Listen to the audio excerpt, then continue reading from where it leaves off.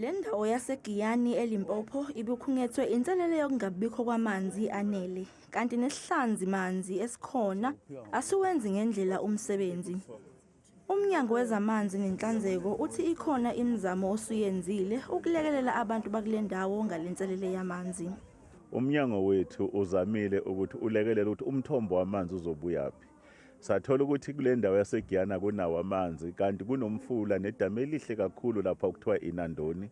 Sase sigcina senza ipipe elingaphezu kwa 49 kilometers ukuletha amanzi lapha endaweni yaseGiyani. Siyajabula ke ukubona ukuthi umsebenzi muhle uyenzeka, ikakhulukazi isihlanzi manzi lapha besingawahlanzi kahle amanzi, sihlanza amanzi ambalwa.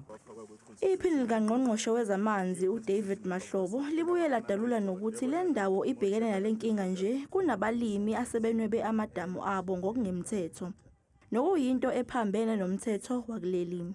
Siyawathola ukuthi amadamu abo amanye ebebewakhile sebawakhulisile bengayitholanga imvume eminyangweni ukuphula umthetho lokho.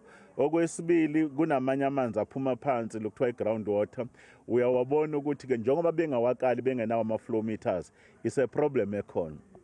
Manje ke umnyango uzobathethela inyathelo kulokho. Umnyango wezamanzi nenhlanzeko uthi usazoqhamuka nezinye izixazululo zalenkinga ebhekene nalomphakathi, ikakhulu ngoba kule ndawo kuyashisa kakhulu. Kanti ezinye zalezi zixazululo zifaka phakathi ukwakhiwa kwelinye idamu.